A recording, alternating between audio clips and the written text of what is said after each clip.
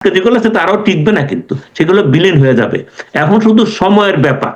আমি মনে করি দেশে একটা গভীর ষড়যন্ত্র মধ্যে আছে।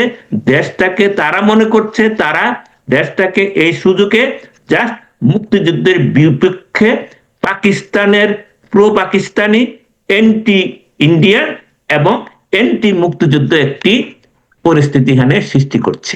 আদৌ কি নির্বাচন হবে, এটা নিয়ে মানুষের প্রশ্ন। এবং এই নির্বাচনটা হলে আমাদের কি লাভ কি ক্ষতি, আমরা কোন দিকে আগায় যাচ্ছি? ইলেকশন আদৌ হবে কিনা এটি যেমন আমরা নিশ্চিত নই, বাংলাদেশের জনগণও কিন্তু নিশ্চিত নই। এটি একটা গভীর ষড়যন্ত্র। সেই 1971 সালের যে জিনিস করতে পারে নাই পরাজিত শক্তিরা, এই 24 সালে সেই পরাজিত শক্তিরা 71-এর প্রতিশোধ নিয়ে 71-কে মুছে ফেলার জন্য একটি গভীর ষড়যন্ত্র দিকে আগাচ্ছে। জাতি অত্যন্ত ক্রান্তি লগ্নে আছে।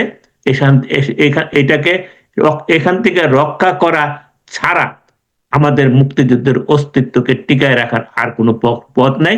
এটাকে যেভাবে হোক এখান থেকে দেশকে উদ্ধার করাই হলো আমাদের একমাত্র সংকল্প। ইউনূস সরকারের যারা স্টেক হোল্ডার আছে তাদের মূল উদ্দেশ্য হলো এই দেশটাকে মুক্তিযুদ্ধের বিরোধী অর্থাৎ অপশক্তি ইসলামিক অগ্রগোষ্ঠীর দিকে নিয়ে যাওয়া। আলটিমেটলি এটাই তো মূল লক্ষ্য, এছাড়া অন্য কোনো লক্ষ্য নেই। এখন সেইখান থেকে তাদের চেষ্টা তারা থাকবে, কিন্তু আমি মনে করি না, এখনো মনে করি না বাংলাদেশের মানুষ এটার জন্য প্রস্তুত। বাংলাদেশের মানুষ কথা বলতে পারছে না, এটা সত্য। তারা চুপচাপ আছে, এবং এটা কিন্তু শুধু বাংলাদেশে নয়, আমি দেখছি বিভিন্ন অনেক দেশে কিন্তু যখন এরকম সিচুয়েশন আসে মানুষ কথা বলতে পারে না।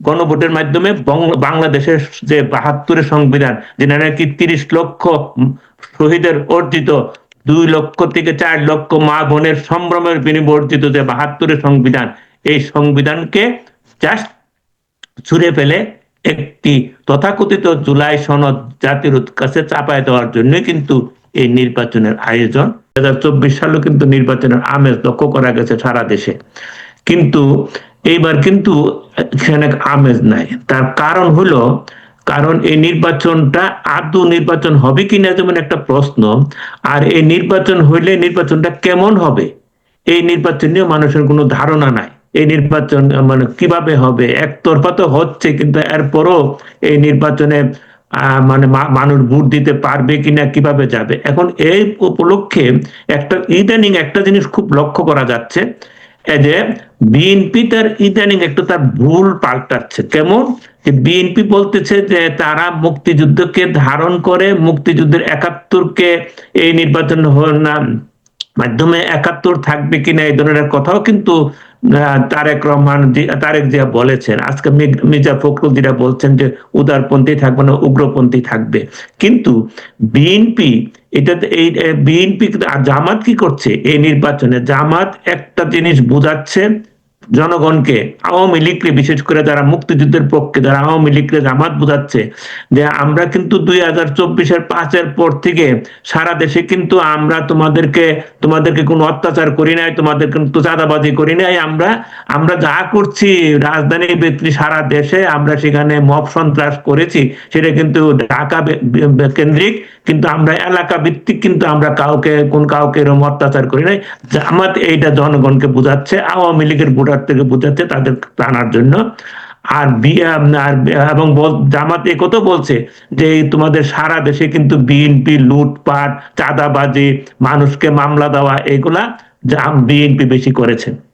সুতরাং আর বিএনপি বলছে যে আমরা তোমাদেরকে এখন মুক্তিযুদ্ধের মানে আমরা মুক্তিযুদ্ধকে আমরা ধারণ করি, কিন্তু এখানে আদালতের কথা, আদালতে যারা ডিম ছুটছে, আদালতে যারা মানে মানে ফিজিক্যালি অ্যাসাল্ট করছে, তারা কিন্তু বেশিরভাগ সেখানে জামাতের আইনজীবীও ছিল, কিন্তু এটা লিড নেতৃত্ব দিয়েছে কিন্তু বিএনপির আইনজীবীরা, অন্যরা তাতে অংশগ্রহণ করেছে।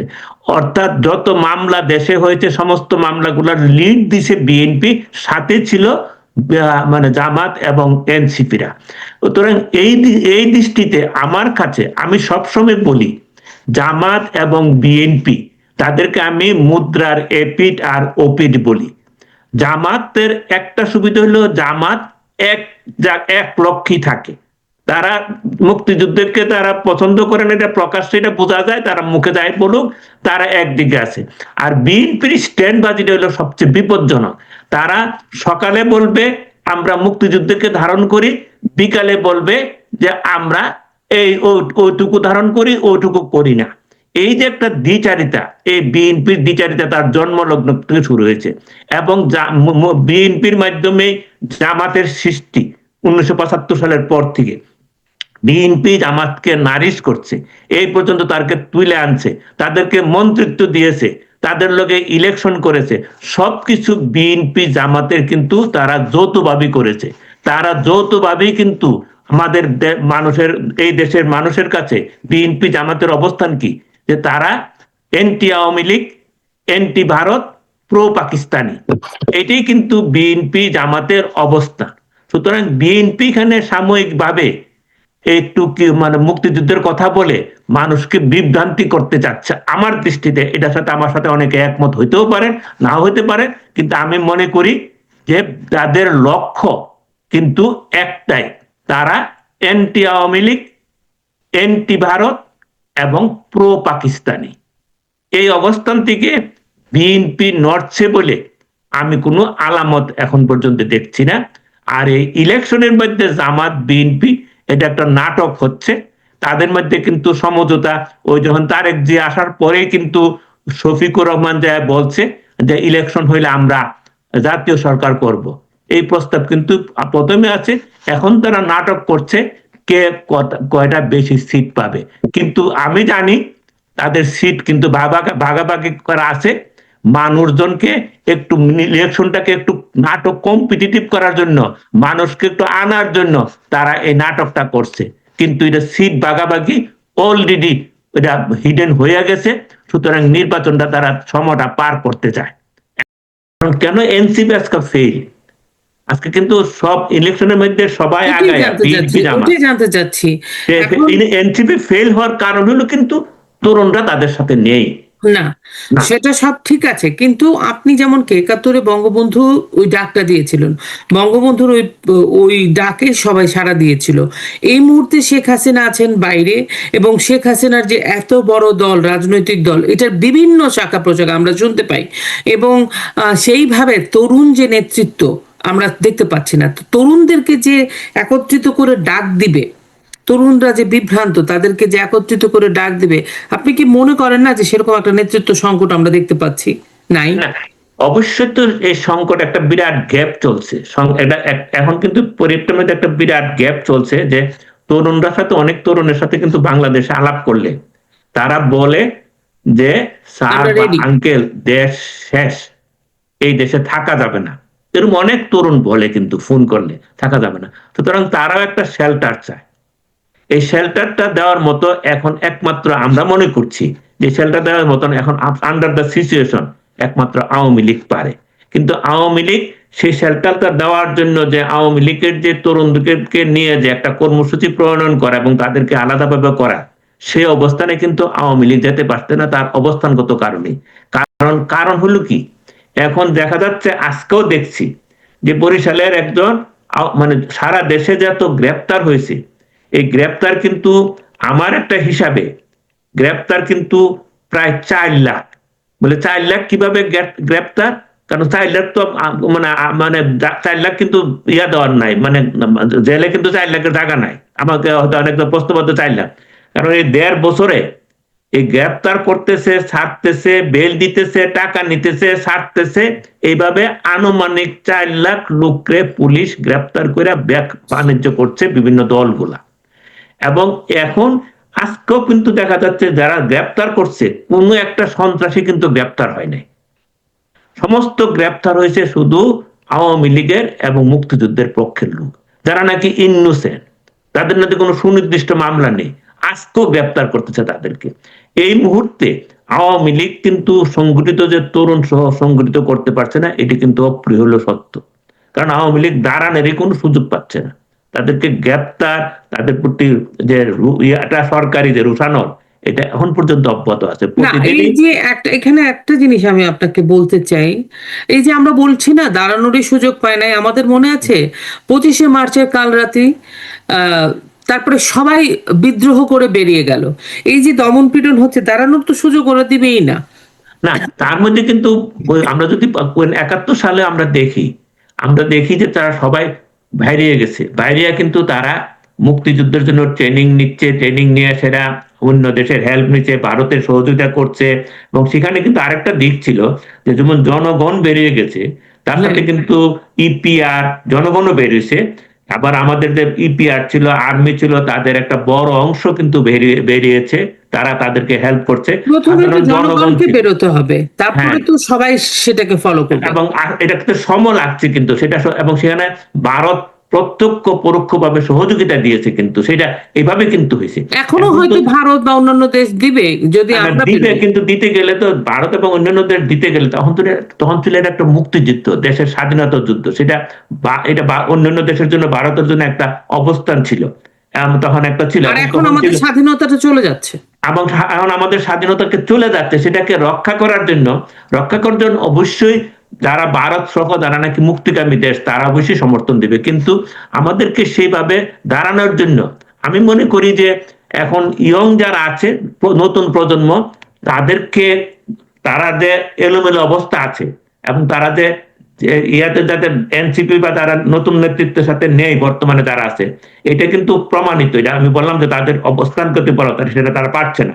সেই সুযোগটা কাজে লাগার জন্য আওয়ামী লীগের বা যারা মুক্তিযুদ্ধের পক্ষের লোক, শুধু আমি আওয়ামী লীগের কথা বলবো না, যারা মুক্তিযুদ্ধের পক্ষের লোক আছে, তাদেরকে এই তরুণ প্রজন্মের সাথে যোগাযোগ করে তাদেরকে সংগঠিত রাখাটা দরকার। যারা সময় সুযোগে তারা যেন আগায় আসতে পারে। এখনো তো আগায় আসার সুযোগটা একটু সময় লাগবে, কিন্তু তাদের সাথে যোগাযোগ করে, এটা আমার মনে হয় যে আমরা হয়তো জানি না, হয়তো যোগাযোগ হয়তো আমার মনে হয় কম বেশি হচ্ছে, হয়তো আমরা এটা দেখতে পাচ্ছি নাকি, আমার কাছে মনে হয়। একজন লিখেছে, বেলা নাম, 12 তারিখের নির্বাচন মেটিকুলাস ডিজাইনে ইউনুস হতে দেবেন না। আপনি কি তাই মনে করেন আওয়াল ভাই?